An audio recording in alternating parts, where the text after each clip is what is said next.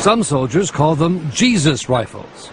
That's because the sights on their guns, including this one used to train soldiers in Iraq, contain a secret coded reference to New Testament passages about Jesus Christ.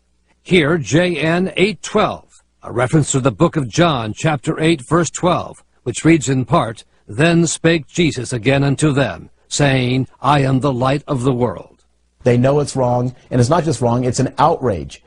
Michael Weinstein runs the Military Religious Freedom Foundation, which claims thousands of members in the U.S. military who he says are endangered by the secret Bible codes. It is a big deal.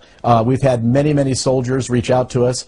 Some are oblivious, but many others, and the thousands are well aware that it's there. They've described it as a sick and a very scary joke, and that it allows the Mujahideen, the Taliban, Al-Qaeda, the insurrectionists, and jihadists to be claiming that they're being shot by Jesus rifles. Other sites have references to the New Testament books of Matthew, Revelation, and Corinthians, such as this scope used by Special Forces, encoded with another reference to a verse about the glory of God in the face of Jesus Christ.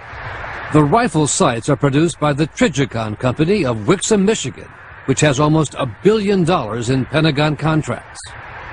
A company spokesman says its founder, Glenn Bindon, a devout Christian, began the practice years ago, and it has continued since Bindon's death in 2003.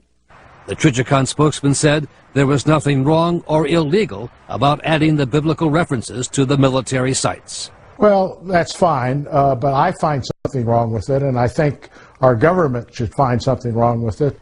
Retired Major General William Nash commanded the 1st Brigade of the 3rd Armored Division during Desert Storm in Iraq. He is now an ABC News consultant. There's a lot of organizations that provide Bibles to soldiers and Torah and and even copies of the Quran are given out to our soldiers.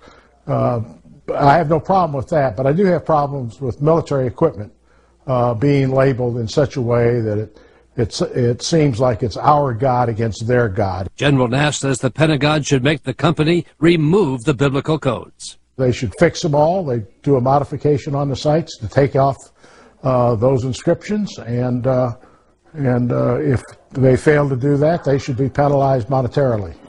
At the Pentagon, the Army and the Marines told ABC News they were unaware of the biblical codes until we contacted them. One of the really cool things that I like about this site. But on gun enthusiast and military websites, the presence of the New Testament references seem well known.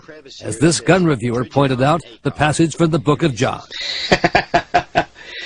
I love it. I love it.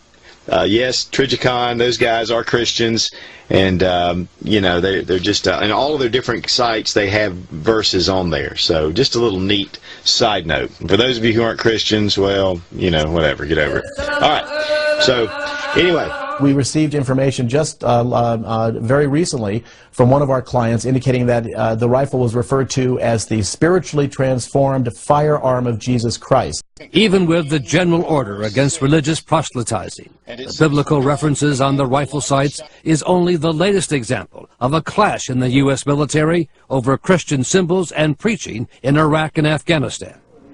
2 years ago in Afghanistan, American documentary filmmaker Brian Hughes saw boxes of New Testament Bibles published in Afghan languages. It was clear that those Bibles were there for the purpose of being distributed to the Afghan people, not to other soldiers.